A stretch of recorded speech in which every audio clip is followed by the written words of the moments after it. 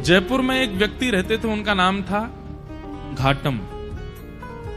उनका पेशा था, उनके पूर्वजों से ही चला आ रहा था, वो सब चोरी करते थे। दादाजी, परदादा, परदादा, पूरे गांव का ही यही पेशा था, यही काम था, सब चोरी करते थे।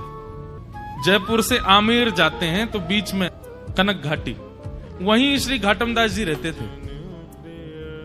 तो घाटम जी चोरी करते थे।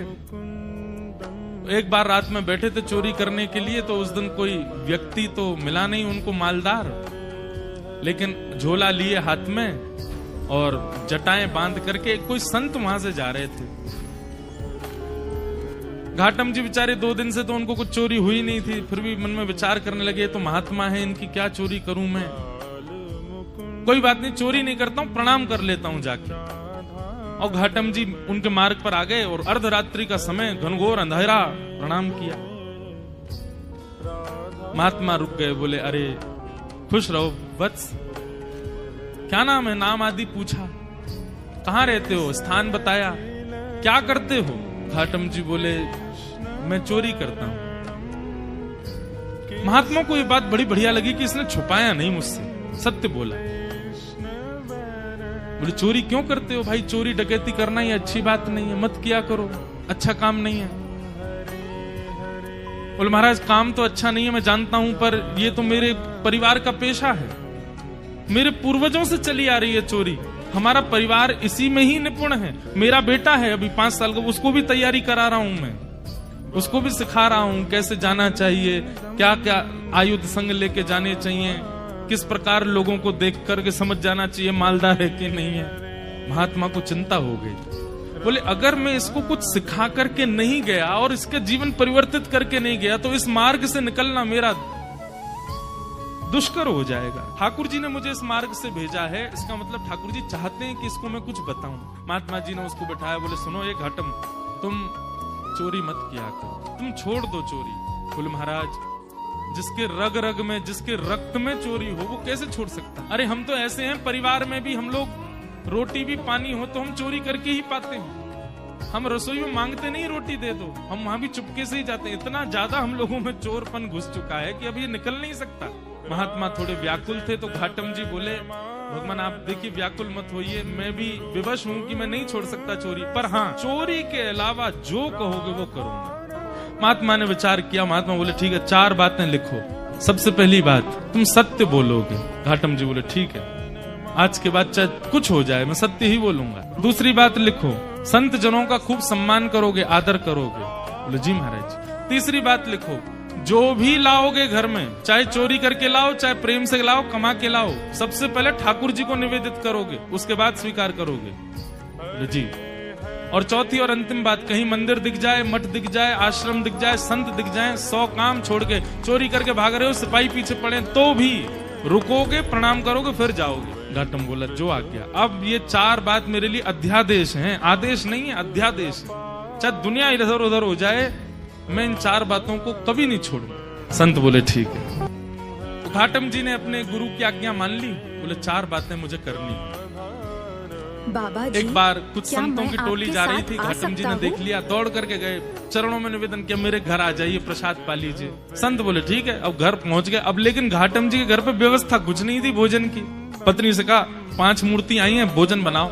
बोले 5, हम 2 के लिए तो भोजन नहीं है, 5 को कैसे पवाऊं मैं। घाटम जी बोले गुरु आज्ञा निरर्थक हो जाएगी, मुझे कैसे भी इनको 5 को प्रसाद तो पवाना है। घाटम जी ने देखा कि पड़ोस में एक कोई व्यक्ति रहता, उसके पास में उसके गेहूं अनाज आदि का भंडार है, थोड़ा चोरी करके ले आता हूँ, उससे बना के इनको पवा देंगे, गुरु आज्ञा पूरी हो जाएगी। गुरु जी ने यही तो कहा है कि संतों की सेवा करो, अब कैसे भी करो, चोरी करके करो चाहे कुछ करो। दौड़ करके गए, वहां से कुछ अनाज आदि ले आए, घर पर ला करके प्रसाद बनवा करके पवा दिया। घाटम जी की चिंता हो गई कि आज सवेरे बारिश हुई थी और मैं चोरी करके लाया हूँ, तो निश्चित मेरे पैरों के चिन्ह बन गए होंगे, और उसको यदि पता चल गया कि मैंने चोरी किया, वो घर आ जाएगा, मुझे पकड़ करके ले जाएगा, आदि आदि मन में ये विचार करने लगे। लेकिन मैंने तो गुरु आज्ञा के वश होकर के किया ना। इतने में ही वर्षा हो गई, आंधी तूफान आया और सब उनके चरण चिन्ह आदि मिट गए। तो उनको ये अटूट विश्वास हो गया कि मैंने गुरु आज्ञा मान करके पूर्ण किया, तो ठाकुर जी मेरी सहायता कर रहे हैं, मेरे रक्षक बने हुए। घाटम जी का जीवन ऐसे चलने लगा।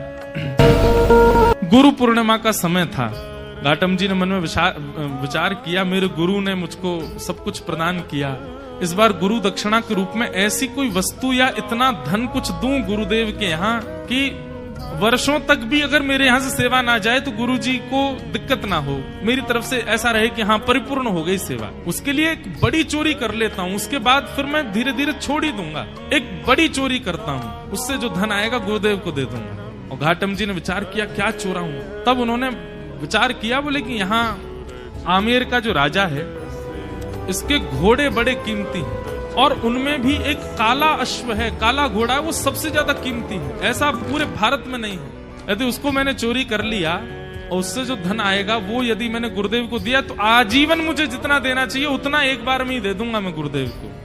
तो गुरुदेव के यहाँ गुरु पूर्णिमा की सेवा मेरी तरफ से होती रहेगी। घाटम जी चोरी करने के लिए जा रहे हैं। एक सामान्य से घोड़े पर बैठ करके घाटम जी और सीधे राजभवन में प्रवेश कर रहे हैं। मुख्य द्वार से ही प्रवेश करने लगे तो द्वारपालों ने रोका, ए कहाँ जा रहे हो, क्या नाम है तुम्हारा? बोले घाटम। कहाँ जा रहे हो? बोले चोरी करने जा रहा हूँ। झूठ नहीं बोलना है, गुरुदेव ने मना किया है। द्वारपालों ने मन में विचार किया, ये जरूर राजा का कोई गुप्तचर है, राजा का कोई बहुत घनिष्ठ व्यक्ति है, हमने इसको रोक दिया है, इसका परिचय पूछने, इसलिए बुरा मान गया, बुरा मान करके कह रहा है चोरी करने जा रहा हूँ। ए भाई सुनो, द्वार खोल दो, ये कोई राजा का परिचित व्यक्ति होगा, ऐसे कौन बोलता चोरी करने जा रहा हूँ। द्वार खुल गए, वो भीतर प्रवेश कर गए।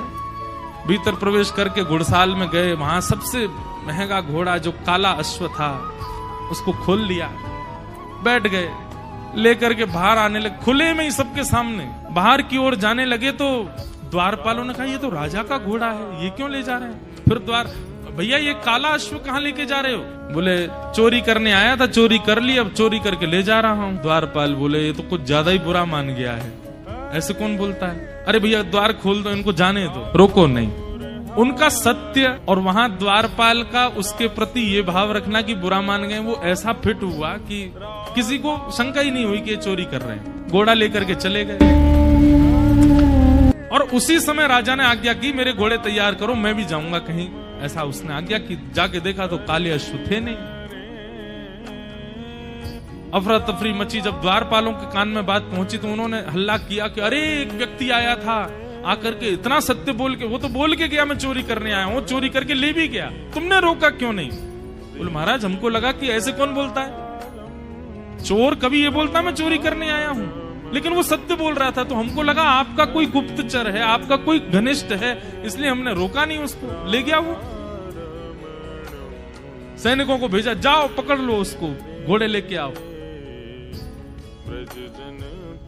घाटम जी घोड़ा लेकर के जा रहे थे, दौड़ रहे थे खूब तेज की राजा के कोई दूत आए, उससे पहले मैं इसका विक्रय कर दूं कहीं। लेकिन तभी उसी मार्ग पर ही एक मंदिर पड़ा राम जी का, और वहां संभवतः उसी समय आरती चल रही थी। गुरुदेव की आज्ञा याद आ गई, बोले गुरुजी ने कहा था कहीं मठ मंदिर आश्रम दिख जाए तुरंत रुक के प्रणाम करना। तुरंत अपना घोड़ा रोका, भयभीत है मन में लेकिन गुरु आज्ञा पर इतना विश्वास, घोड़े को रोका, खड़ा किया, वहीं एक पेड़ से बांध दिया, भीतर भाज करके गए। जल्दी जल्दी प्रणाम कर रहे थे, आरती चल रही थी, आरती प्रणाम की, संतों को प्रणाम किया, परिक्रमा लगा रहे थे, 4 परिक्रमा करी, लेकिन जब तक वो बाहर आते उससे पहले सैनिक आ गए और सैनिकों ने आकर के देखा घोड़ा खड़ा है। लेकिन एक आश्चर्य हुआ, वो घोड़ा जो काला था वो श्वेत हो गया था, लेकिन घोड़े की आकृति, घोड़े की कद काठी, घोड़े का स्वरूप बिल्कुल वैसा ही था जैसा उस काले, बस उसका वर्ण श्वेत हो गया। तो सैनिक खड़े तो हो गए आके, लेकिन कहने ये घोड़ा तो वही है, लेकिन ये श्वेत कैसे हो गया? घाटम जी निकल करके बाहर आए, सैनिकों ने उनकी ओर देखा, ये घोड़ा किसका है? बोले घोड़ा राजा का है। बोले राजा का घोड़ा तो काला था, ये श्वेत कैसे हो गया? तुम चोरी करके लाए ना? बोले हाँ मैं चोरी करके लाया।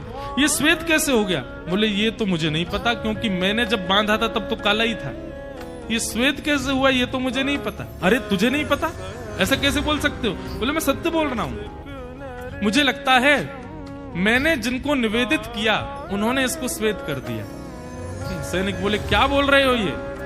बोले हाँ मैं जो भी चीज लाता हूँ पहले ठाकुर जी को निवेदित करता हूँ। तो शायद ठाकुर जी श्याम वर्ण के हैं, उन्होंने सोचा होगा श्याम वर्ण के घोड़े पे मैं बैठूं दिखूंगा ही नहीं, इसलिए उन्होंने श्वेत कर दिया। सैनिक बोले ये क्या तुम बोल रहे हो? बोले मैं सत्य बोल रहा हूँ, ये वही घोड़ा है जो राजा का है, मैं चोरी करके लाया हूँ, मैंने बांधा था तब काला था। आप लोग आए तो कहीं आप मुझे पकड़ो ना, इसलिए ठाकुर जी ने श्वेत कर दिया, पर संभवतः आपने पकड़ लिया मुझको। तो तुम ये कहना चाहते हो ठाकुर जी तुम्हारी चोरी में सहायता कर रहे हैं? नहीं नहीं, सहायता तो ठाकुर जी नहीं कर रहे हैं, पर ऐसा कह भी दें तो कोई अतिशयोक्ति नहीं, कर तो रहे हैं। श्वेत उन्होंने ही किया है। बोले इसकी बातें हमें समझ नहीं आ रही, इसको पकड़ के राजा के पास ले चल। राजा के पास ले गए। राजा ने जब घोड़ा देखा, राजा खुद आश्चर्य, बोले ये है तो मेरा ही घोड़ा, पर ऐसा भी नहीं कि इस पर कोई रंग लगाया हो, इसका वास्तविक रंग श्वेत कैसे हो गया? घाटम जी से पूछा। घाटम जी बोले मैं सत्य बोल रहा हूं, आप लोग मान नहीं रहे हैं। मैं ठाकुर जी को निवेदित करता हूं, जो भी चुराता हूं मैंने ठाकुर जी को निवेदित किया, उनको नहीं भाया होगा काला, इसलिए गोरा कर दिया। घाटम जी की बात पर किसी को विश्वास नहीं हो। तब राजा बोला एक तरीका है, यदि तुम्हारी बात में इतनी सत्यता है कि ये वही घोड़ा है, तो मेरे घोड़े के गाल के पास में एक मस्सा है, यदि वो मस्सा इसके हुआ तो मैं समझ जाऊंगा कि भगवान तुम्हारी सहायता करते हैं, तुम्हारी गुरु आज्ञा ही तुम्हारी सहायता करती है, तुम जो करते हो सब, और मैं तुमको छोड़ दूंगा। राजा ने जाकर के घोड़े की नार पर जब बाल हटा करके देखा तो वो मस्सा बिल्कुल वैसा ही था जैसा एक काले घोड़े के था, वही घोड़ा। राजा से विश्वास नहीं हुआ नेत्रों, उसी समय चरणों में गिर गया। महाराज आपके गुरु आपके बने रहें, पर आज से मेरे गुरु आप हैं। आप चोरी चकारी छोड़िए, सारे काम छोड़िए, आज से आप मेरे दरबार के राजगुरु हैं। आपकी गुरु आज्ञा इतनी प्रतापशाली कि आप एक चोरी का कृत्य करते हैं, उसमें भी ठाकुर जी सहायता करते हैं आपकी। आज से आप मेरे राजगुरु। और श्री घाटम जी को राजगुरु बना दिया। लेकिन राजगुरु बनने के बाद घाटम जी को बड़ी आत्मग्लानि हुई। उन्होंने मन में विचार किया कि मैंने गुरुदेव की आज्ञा मानकर के अपने दुष्कृत्य को नहीं छोड़ा, उसका ये परिणाम हुआ कि आज मैं एक राजगुरु बन गया। यदि मैंने अपने कृत्य भी सुधार लिए होते, सदकृत्य किए होते, तो आज ठाकुर जी मुझको मिल गए होते। तो घाटम जी ने अपनी राज पदवी का त्याग कर दिया, और राज पदवी त्याग करने के बाद वो सामान्यतया एक सामान्य व्यक्ति की तरह अपना जीवन जीने लगे, गुरु आज्ञा पालन करके। और श्री घाटम दास जी, उनके पद हैं बड़े सुंदर। उनका एक पद है, उसमें कहते हैं ठाकुर जी को कि हे ठाकुर जी, पहले तो मैं यूं ही खाता, अब तो ना कर खावा।